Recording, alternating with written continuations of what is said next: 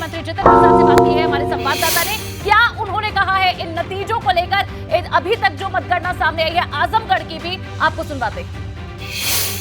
आजमगढ़ रामपुर दोनों ही महत्वपूर्ण है, पार्टी के लोग हैं या सरकार के मंत्री हैं उनके लिए, लेकिन रामपुर की जीत और अहम इसलिए क्योंकि खुद मंत्री जितेंद्र प्रसाद जी वहां पर गए थे, वहां पर डेरा जमाया, लोगों के बीच में गए थे, उन्हीं से बात करते हैं। सर, किस तरह देखते हैं रामपुर की जीत को? नहीं, बड़ी खुशी की बात है और बड़े, मैं समझता हूँ, ऐतिहासिक जीत है। रामपुर चुनाव बहुत चुनौतीपूर्ण रहता है भारतीय जनता पार्टी के लिए, मगर मैं बधाई देता हूँ रामपुर की जनता को कि उन्होंने प्रधानमंत्री नरेंद्र मोदी जी और हमारे मुख्यमंत्री योगी आदित्यनाथ जी के जो नीतियां हैं उन पर विश्वास व्यक्त करते हुए जो ऐतिहासिक विजय दिलवाई है भारतीय जनता पार्टी को, इसके बहुत दूरगामी परिणाम होंगे। और आप देखिएगा कि आने वाली राजनीति में ये जो रामपुर की जीत है इसका कितना प्रभाव पड़ता है। सर, कोई कहता था कि रामपुर सपा का गढ़ है, कोई आजम खान का गढ़ बताता था। बिल्कुल, यही तो मैं कह रहा हूँ, इसका महत्व इसलिए बढ़ जाता है कि सभी गढ़ ढह गए।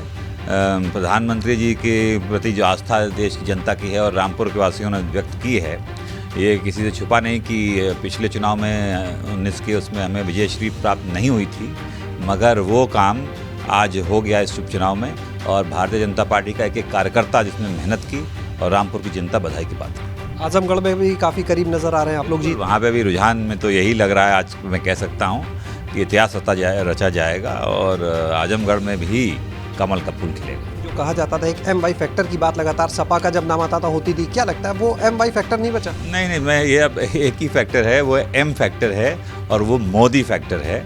बाकी सब फैक्टर ध्वस्त हो चुके हैं। अच्छा, जीत में सबसे बड़ी अगर बात करें, क्या रीजंस आपको लगते हैं जो सबसे बड़े हैं इस जीत में? नहीं, रीजन साफ हैं, जो प्रधानमंत्री जी का कार्य केंद्र सरकार का है और प्रदेश में माननीय योगी आदित्यनाथ जी का प्रदेश में जो हम लोगों की नीतियां हैं, जो कार्य हुए हैं, जो संकल्प पत्र तो हम लोगों का था उसके प्रति जो पूरी सरकार केंद्र की और राज्य की लगी है और प्रतिबद्ध है कि पात्र व्यक्तियों को योजनाओं का लाभ मिले, उसी के प्रति ये जनता का विश्वास है। सर, इस चुनाव में खुद मुख्यमंत्री, आप लोग, पूरा मंत्रिमंडल दोनों जिलों में गया, दोनों लोकसभा सीटों पर प्रचार किया, यानी उसी तरह से लड़े जैसे आप लोग चाहे विधानसभा का मुख्य चुनाव हो, लोकसभा वैसे लड़ते हैं। लेकिन सपा को हमने देखा अखिलेश यादव उपचुनाव में प्रचार के लिए नहीं निकले, इसे एक उपचुनाव की तरह ही देखा।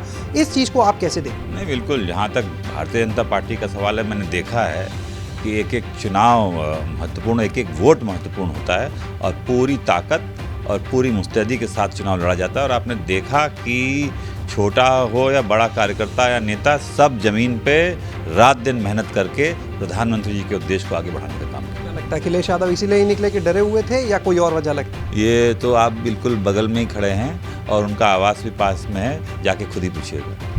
जी, तो आपने सुना यहाँ पर जितेंद्र प्रसाद जी को, जिनका साफ तौर पर कहना है कि सिर्फ एक फैक्टर चला, मोदी फैक्टर, जो मोदी सरकार ने, योगी सरकार ने काम किया जनता के लिए, वो फैक्टर काम किया और उसी के परिणाम है कि अब कोई गढ़ वाली बात नहीं रह गई, कोई MY फैक्टर नहीं, सिर्फ M फैक्टर रह गया है। ये साफ तौर पर उनका कहना है।